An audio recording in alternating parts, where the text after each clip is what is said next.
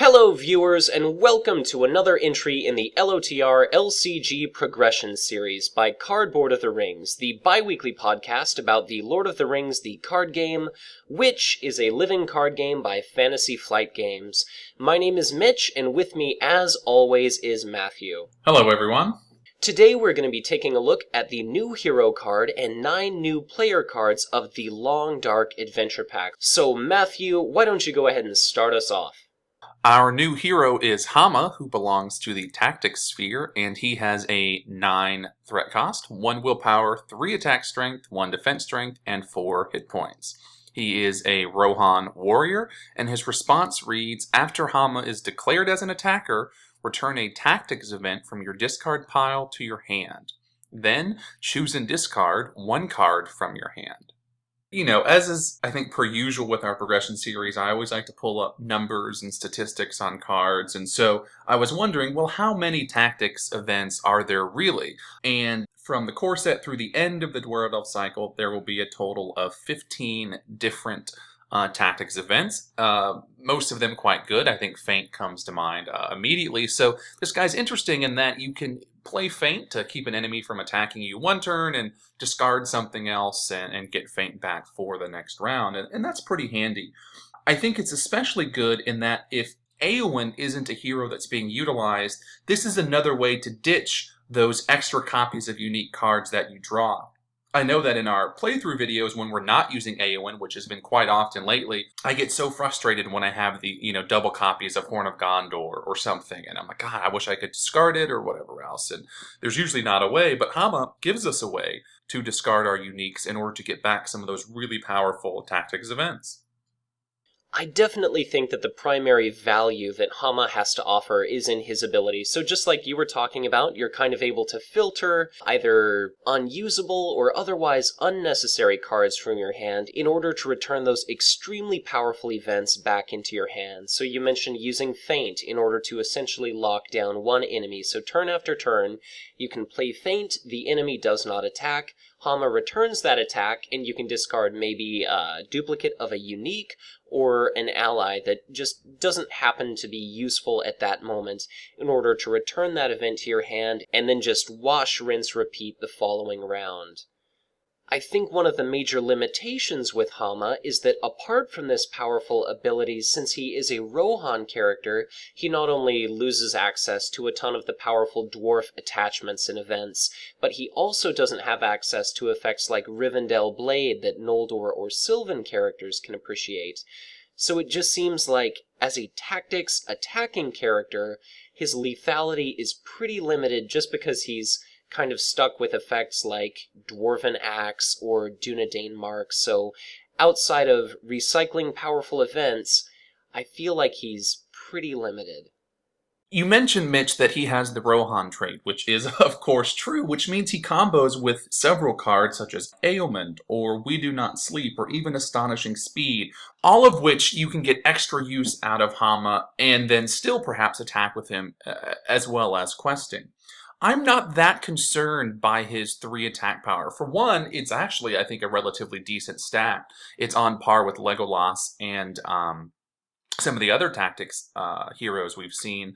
But really, I think his ability comes from not what he's contributing to the attack, but rather just this ability in and of itself. So you're attacking something, you could even exhaust him to attack, even if you don't need his 3, but you want to get that event back. I think it would be really critical to have some sort of card draw when you're playing with Hama, though, because as most tactics players know, you're often at a loss for cards because you're playing a lot of stuff every turn. You're getting your allies or your attachments, or you're just using up a bunch of the powerful tactics events. So you don't want to get caught not having something in your hand to discard. And I would say on top of that, Will of the West is probably critical to have in your deck. That way, if you are discarding things that you may want back later, Will of the West is the only way at this point in the game to recycle your discard pile back into your deck. Another consideration for players running Hama to take into account is that he's certainly not entirely compatible with all tactics events, specifically effects like Swift Strike, where an enemy's attacking you, you generate some sort of effect that kills it before you have any opportunity to attack back and return that to your hand, unless you're facing a surplus of enemies or you have one large enemy that you can attack repeatedly. You're definitely not going to easily be able to return that somewhat expensive effect to your hand. I had mentioned earlier that Hama by himself doesn't necessarily have the ability to generate sufficient attack strength to kill very many enemies. So another event that doesn't happen to work particularly well with Hama under most circumstances is Quick Strike. So for one resource, you can declare Hama as the attacker against an enemy and trigger his response, but the rulebook specifies that an event card has to be played from a player's hand, its text effects are resolved completely, and the card is then placed in its owner's discard pile. So for the Hama player to be able to generate some sort of continual quick strike loop, where for every single attack they get to declare that before the enemy, they have to have at least 2 copies of Quick Strike already in their discard pile. Even though Hama might not be able to get the job done himself when it comes to vanquishing foes, I think it's very important to remember that under normal circumstances, he doesn't have to be the only attacker, so any number of powerful tactics allies or other heroes or even ranged characters can certainly join in on his attack in order to trigger his effect. And if players are running direct damage effects, whether it's just Thalin damaging enemies as they enter the staging area, or something like Descendant of Thorondor, it can certainly help to soften up enemies for Hama to end up dealing, at least in part, the finishing blow. One final card worth mentioning that works particularly well with Hama is Thicket of Spears. So, Matthew, whereas earlier you had mentioned one of the best uses for Hama is being able to play Feint on an enemy so it doesn't attack us, you go ahead and attack in return, you return that Feint to your hand, and then on the following turn you can Feint that enemy or any other enemy that happens to engage with us. Even though Thicket of Spears is prohibitively expensive in that players have to draw from the resource pools of 3 different heroes to put that 3-cost event into play, if they recycle this effect with Hama, they're not only able to lock down one enemy, but every single enemy engaged with them. And unless those enemies have really nasty effects while they're sitting there engaged with you, if theoretically the players no longer have to worry about enemies attacking them, even though that is certainly a hefty resource upkeep to continually recycle that card, it can nevertheless make many existing scenarios, Conflict at the Carrock comes to mind, into an absolute cakewalk. And if players take advantage of an effect like Dunedain Cash to give Hama the ranged keyword, then he can certainly lend his attack strength and recycle cards anywhere on the battlefield. If I haven't already said enough, I think one final thought about Hama is that he's a perfect addition to any Eagles deck, in that you can simply use his ability to recycle the Eagles are coming in order to repeatedly play that card, search your deck for any number of Eagles, and just fill your side of the table with your powerful avian allies. Moving right along, why don't we go ahead and take a look at the first of our new leadership cards, which is a unique ally named Erebor. For a cost of 4, he has 2 willpower, 0 attack value, 1 defense, 3 hit points, and the Noldor trait, and he reads, Action. Choose and discard 1 card from your hand to draw 1 card. Limit once per round. So, similar to Hama, this is kind of a deck cycling effect. So, instead of just improving the quality of what you have in your hand, you're still able to get rid of duplicate cards, you're still able to discard unwanted or unnecessary cards, but this kind of allows players a chance at drawing something much more useful. So, they're not always going to draw exactly what they need, but since they can use this round after round, it's one more effect for leadership players to kind of dig through their decks.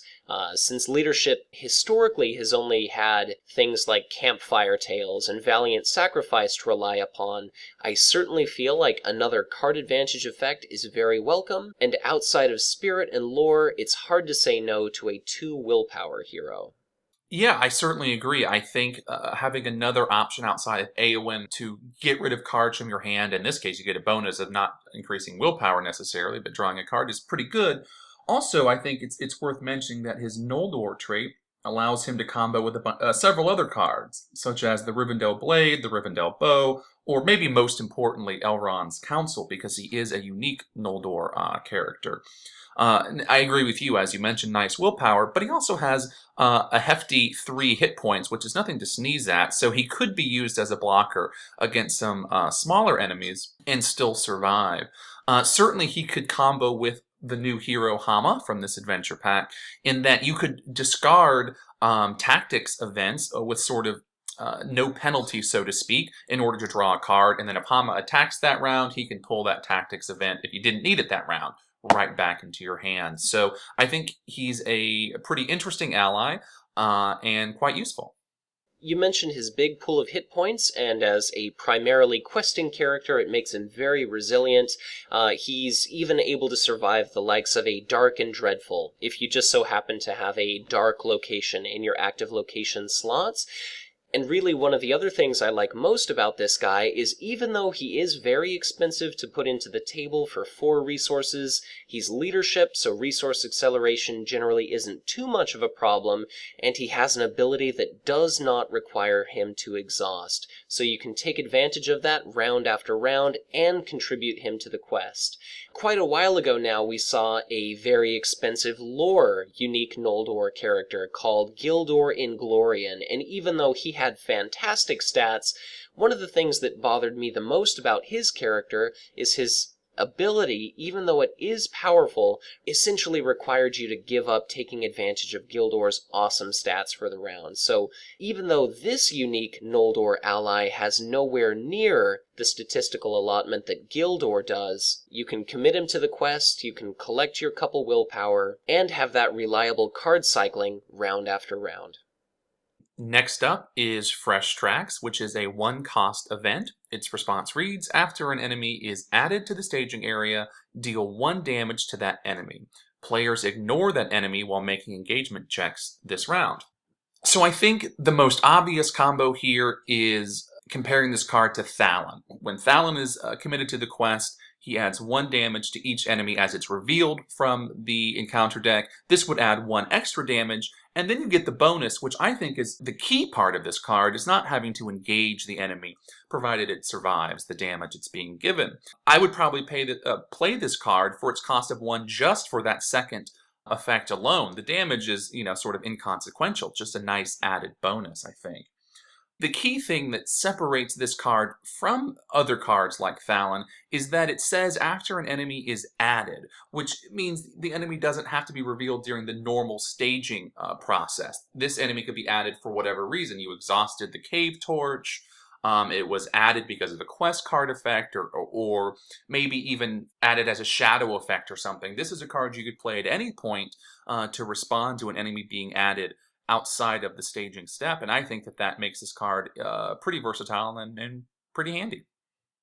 I definitely think there are 2 primary uses for this card. So the most obvious one is just maybe adding another point of damage, so some 3 hit point enemy takes 1 damage from Thalon, it takes a point of damage from Fresh Tracks, and then you've got a Gondorian Spearman lying in wait so that it can do its deadly defense and end up killing that enemy, and you won't have to end up using any characters to attack it. So that's a situation where you completely circumvent any sort of defense. You don't have to worry about any characters dying or revealing shadow cards, but I think the more important effect on this card, just like you mentioned, is that you don't have to deal with that enemy when making engagement checks.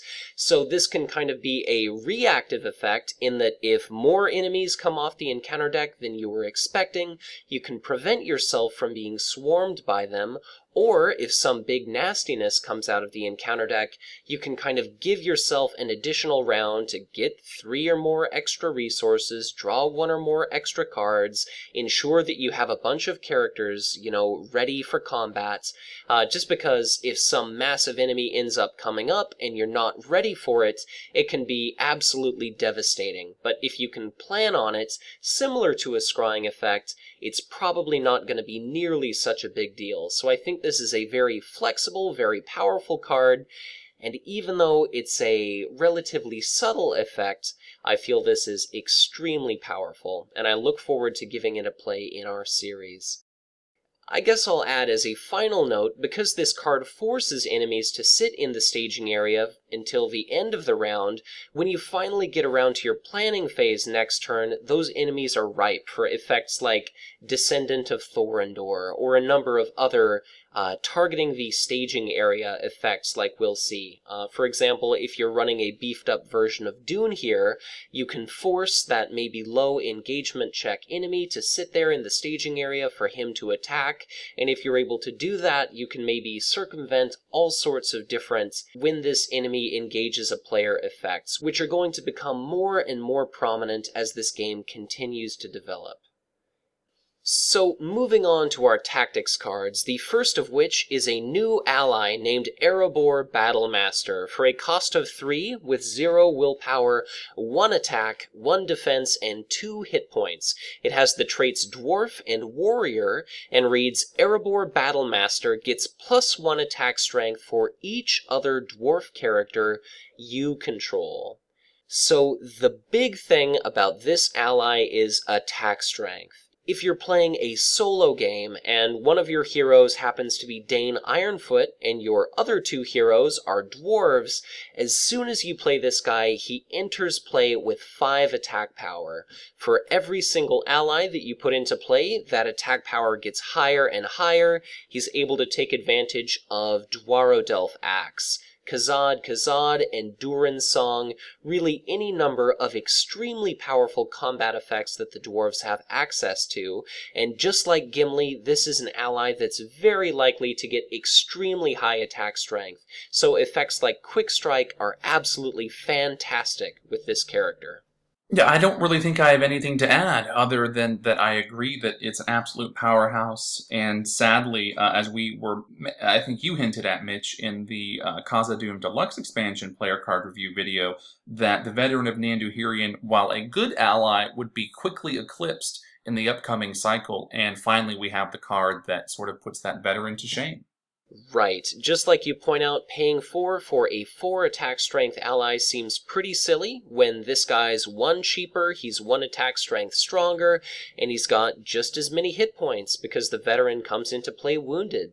I think a couple cards that just kick this powerful ally into absolute overdrive are Legacy of Durin, so every time you play a dwarf character, he gains that additional point of attack strength and you draw a card. Maybe it's going to be another dwarf character, but things like Erebor Record Keeper, which itself is not only a cheap, very playable, very powerful dwarf character, but if you're dealing with a lot of biggish enemies, you can go ahead and conserve their actions, and then you can pay those lore resources, exhaust your Erebor Record Keepers in order to make sure your Battlemaster can just clear the battlefield.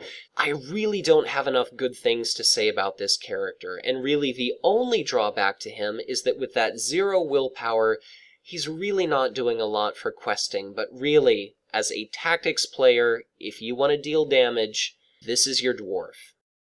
Ringmail is the final tactics card for this adventure pack. It is an attachment that costs 2 resources. It's both item and armor. It must attach to a dwarf or hobbit character. It's restricted, and the attached character gets +1 hit point and +1 defense. You know, the first thing I'll note is that this doesn't have to attach to a hero. It can be any hobbit character, of which there are 4 at this point, though why would you put it on Keen-Eyed or Wandering Took is beyond me. But then this could go on a whole host of dwarf allies, some of which you might want to actually boost up their defense quite a bit. I think it's similar to the Boots of Erebor in that it's adding 1 hit point, but beyond that, it's adding that additional defense, much like Dunedain Warning does. So the Boots of Erebor plus the Dunedain Warning would be a cheaper combo because those boots are free, but it would take up several spots in your deck, whereas the Ringmail is the combo, and even if it costs more, it doesn't take up as much space. So if you're playing dwarves or hobbits, I think this is the way to go. I'll just sort of quickly say that extra defense may be more worthwhile in some situations than extra hit points once we get to some later quests, but I think the natural comparison here is between the Ringmail and the Citadel Plate. I think for me, the advantage or the winner would be the ring mail. It's cheaper. It can go on allies. You can get it out sooner. It also means if you're putting this on a character like Frodo, unlike the plate, this would allow Frodo, if you're playing Frodo, to eat up a little less threat because his defense is higher, so less damage is getting through to him. So all in all, I think this is just a fantastic attachment, and it's definitely a worthy consideration for any dwarf or hobbit deck.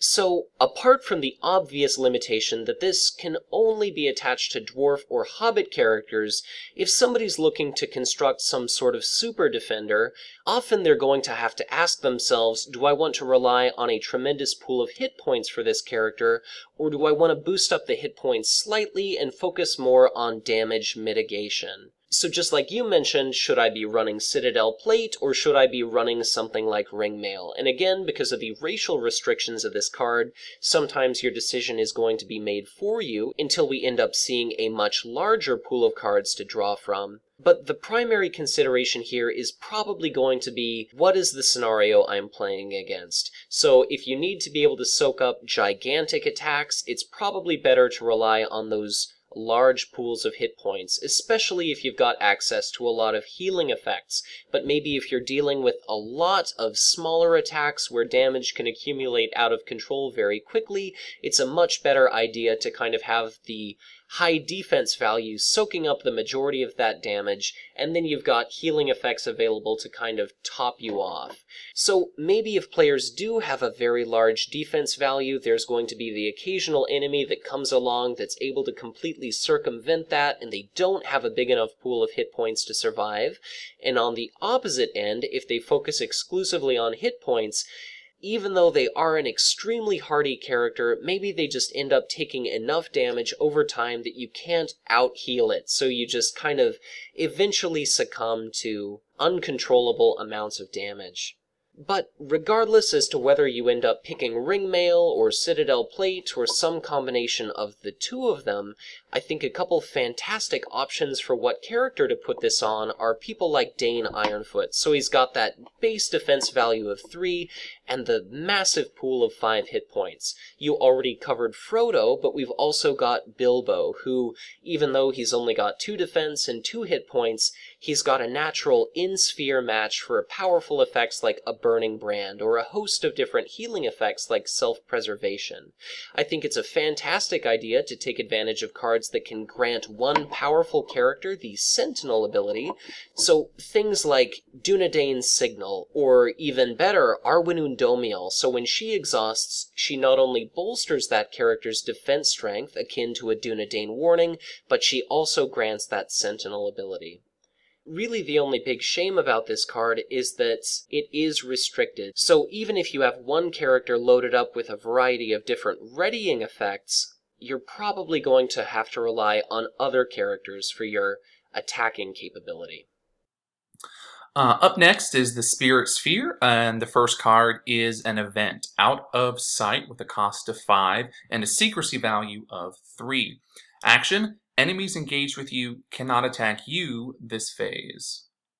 So this card, like Feint and a few others, was recently errataed to sort of do what I just said. Its printed reading is enemies engaged with you cannot attack this phase, but FFG clarified it to mean it can't attack the player playing this card, which is probably how most of us were playing this card anyway, but they were just adding that extra, again, bit of clarification. So to me, this is really spirit channeling tactics. It's very much like Feint, just at a substantially higher cost. It's also similar to Thicket of Spears, but you're not able to choose a player. You have to target yourself.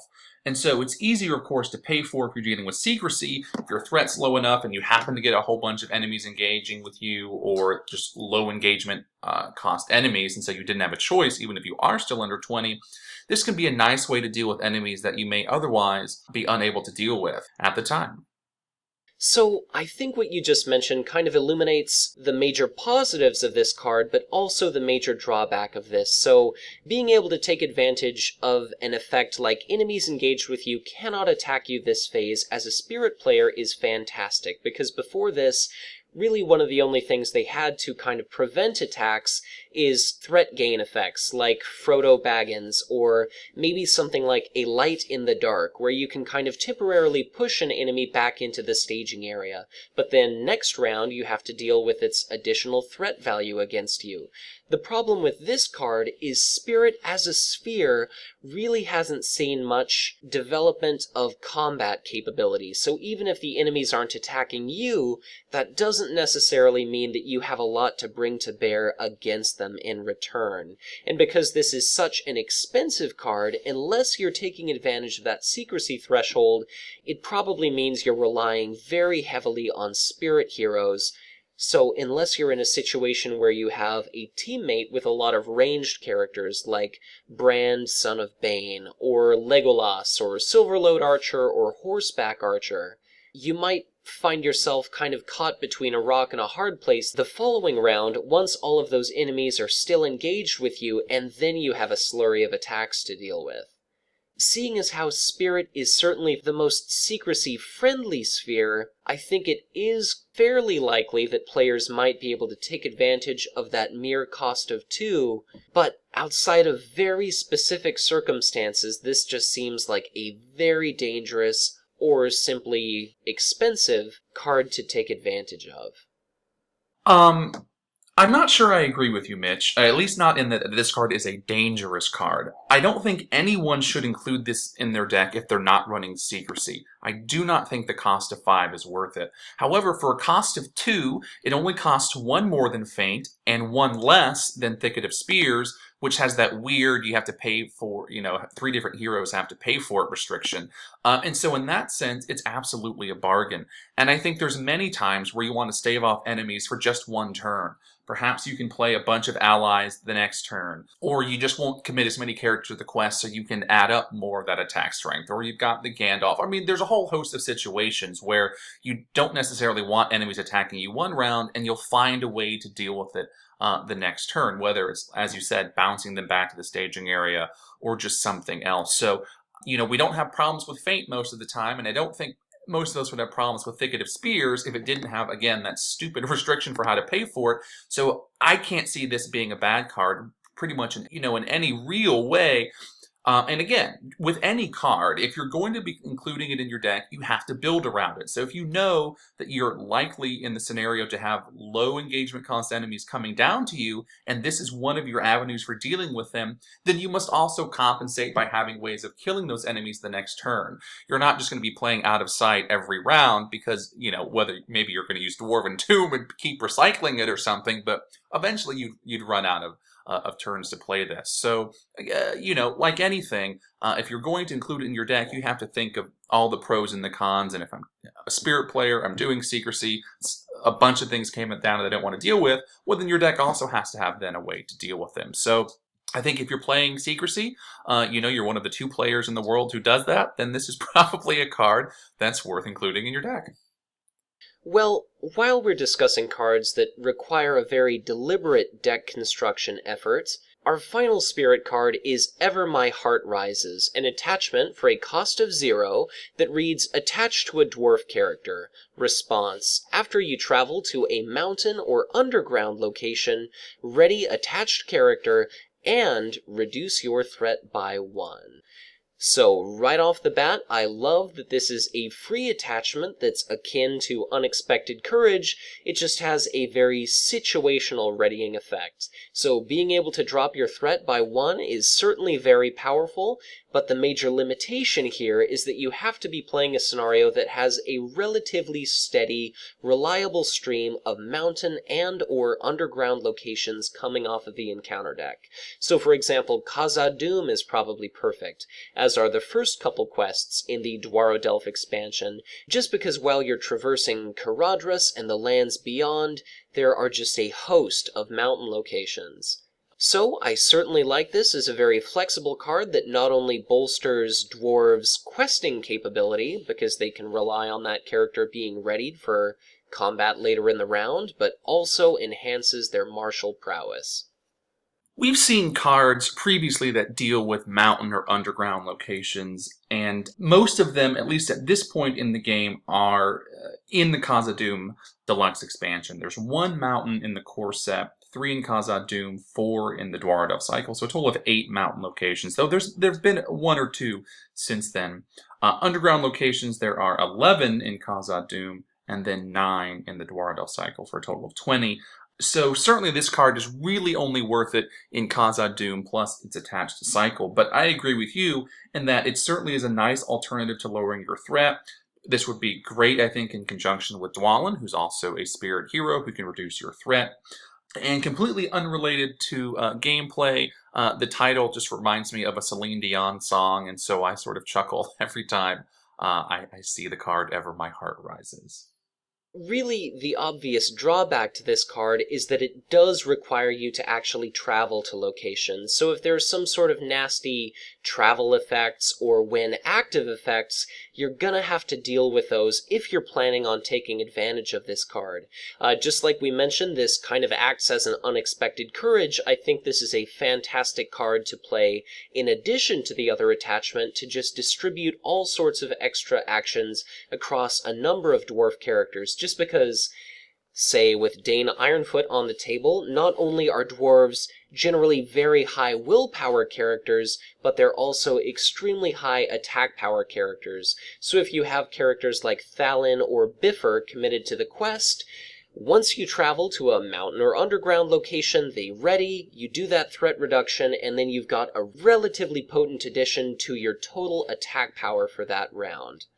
Even though I mentioned some of the when active and travel effects can be a little bit difficult to stomach, given that the Khazad-dûm and Dwarrowdelf locations generally have far higher quest point values than any of the core set or Shadow of Mirkwood locations could ever hope to have had, traveling is far more commonplace than it ever was before. So in the right scenario, I think this can be a relatively reliable effect.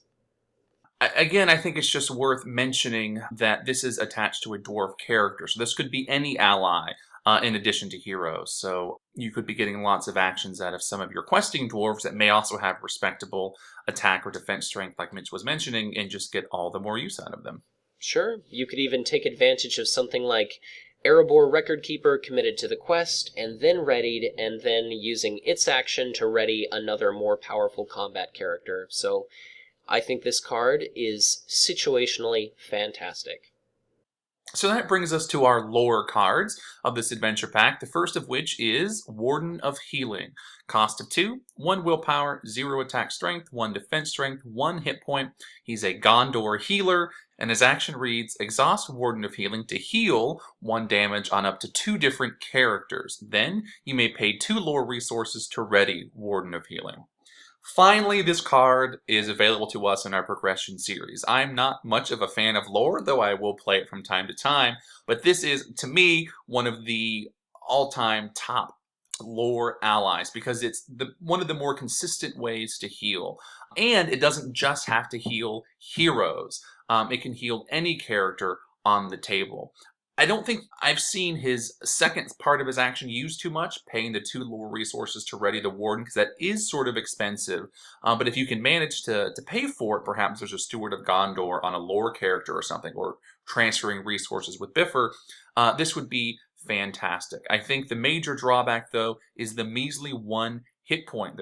So you want to sort of carefully time when you're taking advantage of this healing to watch out for some of those nasty treacheries that will deal damage to exhausted characters. So I completely have to agree with you that Warden of Healing is one of my absolute favorite lore allies. So the natural comparison that comes to mind here is Daughter of the Nimrodel, which, like Warden of Healing, is very fragile with 1 hit point, but the difference here is that after you use his ability, maybe you have to strip a couple points of damage off different dedicated questing characters to ensure that they're not killed by any number of X damage to exhausted character encounter card effects during staging. You do have that option of taking advantage of his seldom used ability to make sure that he himself is ready and not susceptible to dying to those same effects. Even though he heals less damage on one character than the daughter does, in our videos we generally haven't run into very many situations where we can't keep up with the, amount of damage getting piled onto one character. I think if you do find yourself in a very difficult situation where Gimli or Glowin is taking way more damage than you can handle, you certainly can kind of pour resources into him to bring that damage back down to a much more manageable level. But really, he's cheap, he's able to contribute questing power if you don't need to use him for healing, and since his effect kind of splits healing between targets, he's very adept at just clearing the table of damage tokens. Right. I think, again, just it's worth stressing that there are 6 different ways to heal in the game, not counting Warden of Healing, all of which are in the lore sphere, and he's just the most versatile. Some only heal heroes, some only heal Sylvan characters, or what have you. So you're right, for as cheap as he is and as versatile as he just really is a stellar character.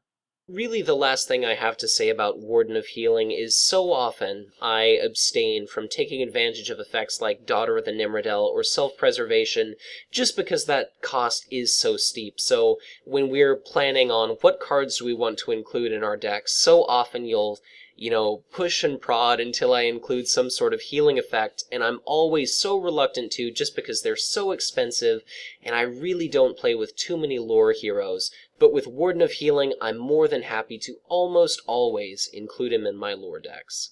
But our second lore card in this adventure pack is the event Word of Command, which for a cost of 1 reads Action. Exhaust an Istari character to search your deck for 1 card and add it to your hand. Shuffle your deck. So, more than the Eagles Are Coming, and more than mustering the Rohirrim could ever hope to conjure forth valuable cards for the players, this is really the first time that we've ever seen some sort of universal search your deck for any card and put it in your hand type effect. So, initially, this was a card that I completely thought was utter trash. And I think it's because I erroneously, in my head, and I think a lot of players do this, mix the refresh phase and the resource phase into one. But they are distinct, separate phases, and that's why knowing the phases of this game are so important so you can take advantage of cards like this. So, for example, Gandalf, one of the Istari characters we have at this point in the game, returns to your hand or to the discard pile, depending on how you've played him, at the end of the round. And so the end of the round, of course, is the end of the 7th phase. So Gandalf actually would get refreshed before he goes into your discard pile. So you would have an action during the refresh phase to play Word of Command, provided you've saved a lore resource, to exhaust Gandalf after he's been refreshed during that 7th phase to search your deck for a card and add it to your hand. So having sort of gotten the phases straight in my head and realizing this, I think this is a very powerful card, and you can still get use out of Gandalf. You don't just have to play him for 5, exhaust him, and never use him for anything other than, one of his 3 effects. So this is definitely a card, as I've matured in the game and have come to understand it better, that I think is very powerful, especially since it only costs 1. We all know that I'm not the biggest lore fan, but I am definitely a fan of this card, given that you can get a whole bunch of use out of Gandalf during the previous 6 phases of the game, and then in that 7th phase, you get even more bang for your buck out of an already stellar ally. Certainly this is an extremely powerful ability. The only problem with this is you do have that extreme limitation to only being able to use Istari characters. So let's say you've got 3 copies of Gandalf in your deck, you have to have one of those to play, and you also have to happen to have come across one of your copies of Word of Command. So it can be a little bit difficult to set up this powerful combo, but certainly if you can take advantage of it, it can be pretty fantastic. Really, the only drawback to this card, if you want to consider it one, is that at this point in the game, we don't necessarily have a lot of linchpin cards, where it's something that you absolutely want to search your deck to get it. Maybe there are some things like Steward of Gondor that come to mind, or a Burning Brand, or Faramir, or Sword That Was Broken. But in a lot of cases, it just seems as though those are cards where it would be nice to draw them. It doesn't necessarily facilitate some sort of powerhouse combo, so this is certainly a card that's only going to get more and more powerful as time goes on.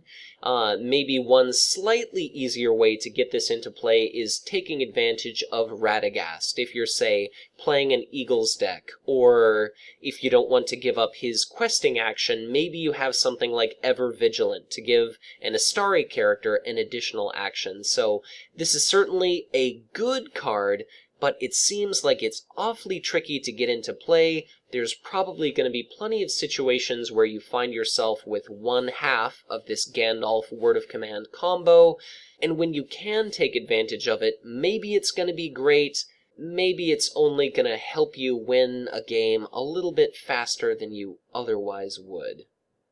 So, while I'll agree with you at this point in the game, there aren't a whole lot of linchpin cards. Certainly in the next adventure pack, we'll see, I think, what could be considered 2 linchpin cards. And then further on down the line, there's cards that you're only limited to 1 in your entire deck.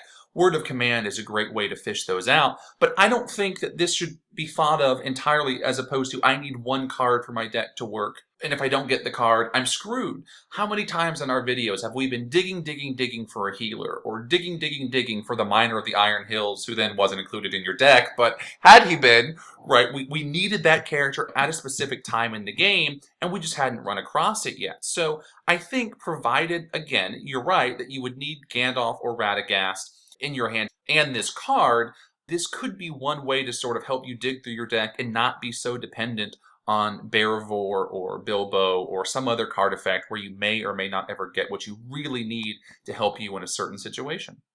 Sure, I think our first playthrough of Journey Along the Anduin comes to mind, where I think I had something like, I don't know, maybe 19 cards left in my deck, and all 3 copies of Northern Tracker yet to be drawn. So situationally, this could be great.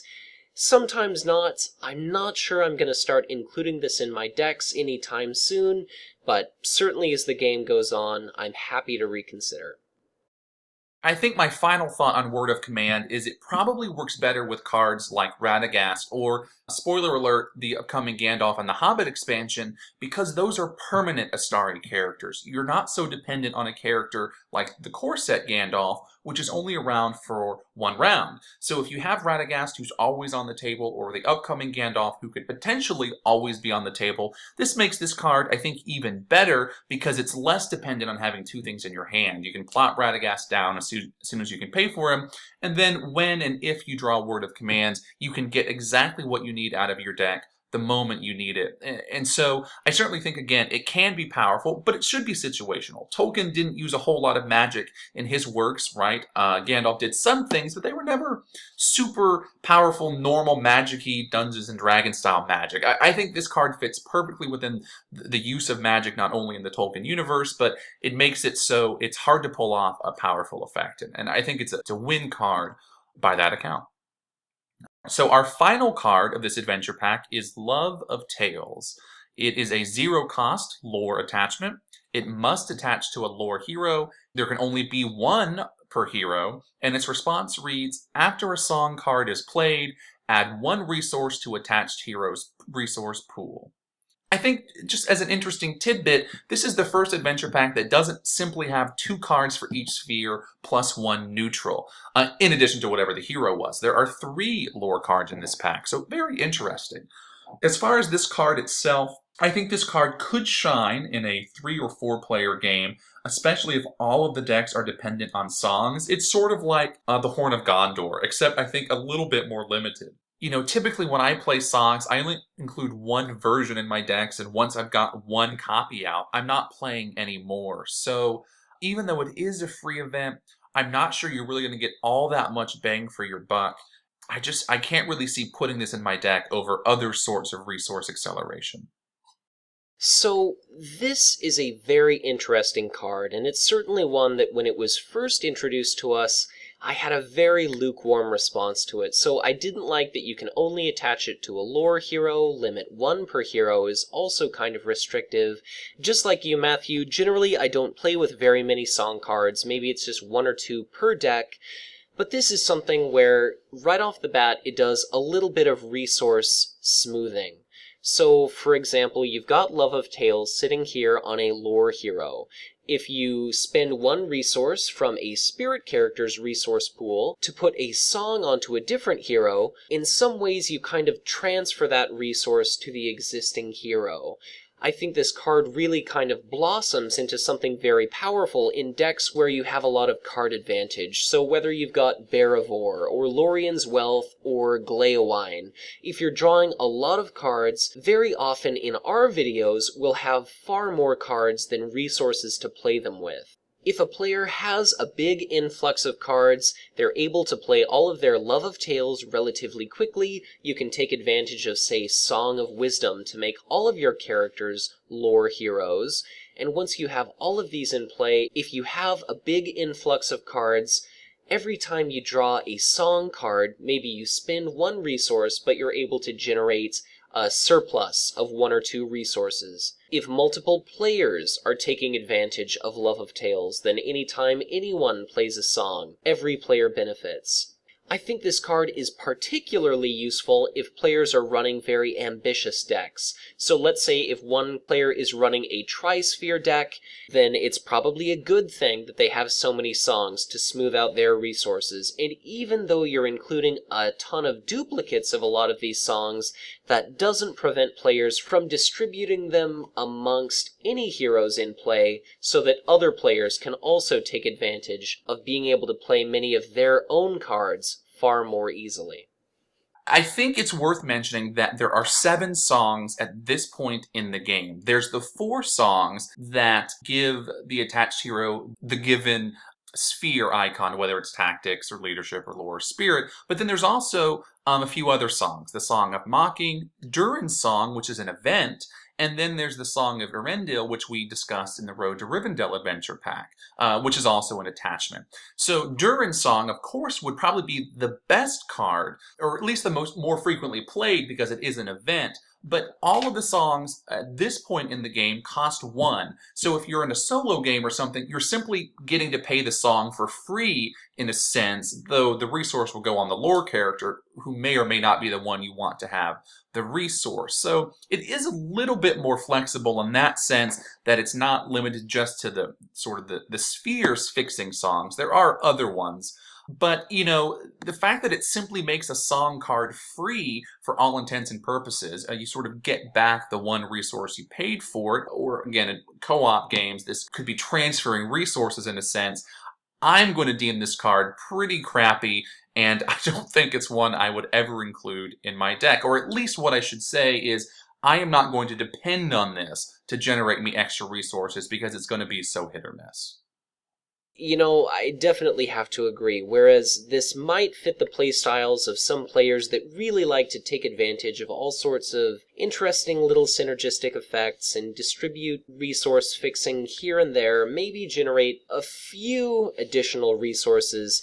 By no means does Love of Tales fit my personal playstyle, and I definitely wouldn't expect to see this making an appearance in our videos. Well, now that we've covered our new hero and our 9 new player cards, any overall thoughts about the relative strengths and weaknesses of our new assortment of cards here? Well, I think that this cycle of adventure packs is finally sort of starting to gain steam. The first 2 adventure packs, a little underwhelming. The Watcher in the Water, getting a little bit better. And then I finally think, pretty much Love of Tales aside, this is a very strong adventure pack. And every card has a pretty good use given the way you're constructing your deck. So I think this is definitely a nice smattering of cards, and I think we'll see many of these being used in our upcoming Progression Series videos. So I definitely have to agree, and whereas I think you phrased it a little bit differently, I definitely appreciate that our adventure packs are kind of straying away from the secrecy concepts. I think each sphere in this adventure pack sees a couple very powerful additions. Hama's event recycling ability is certainly popular amongst tactics players. It kind of introduces us to a sort of lockdown deck where Hama can repeatedly prevent one or multiple enemies from being able to attack one player. Leadership sees a couple fantastic cards, so a little bit of additional card advantage, some prevention type effects. As always, tactics gets more combat prowess. Whereas I'm not a very big fan of Out of Sight, I'm very much looking forward to experimenting with Ever My Heart Rises, and I can guarantee that Warden of Healing is going to be an extremely frequent inclusion, in my decks at least. Overall, I feel this is a pretty good addition to our card pool. It allows players a lot of exciting new options, and I'm looking forward to actually playing through the Long Dark scenario. Well, I think that about does it for our review of the 10 new cards in the Long Dark Adventure Pack. As always, if you enjoyed this video, be sure to hit the like button. Leave us some comments below with your experiences with these cards, whether you love them, like them, or hate them. And then also, don't forget to subscribe to our channel to make sure you never miss an upcoming video from the LOTR LCG Progression Series. Our next video will be the playthrough of the Long Dark, and until then, take care.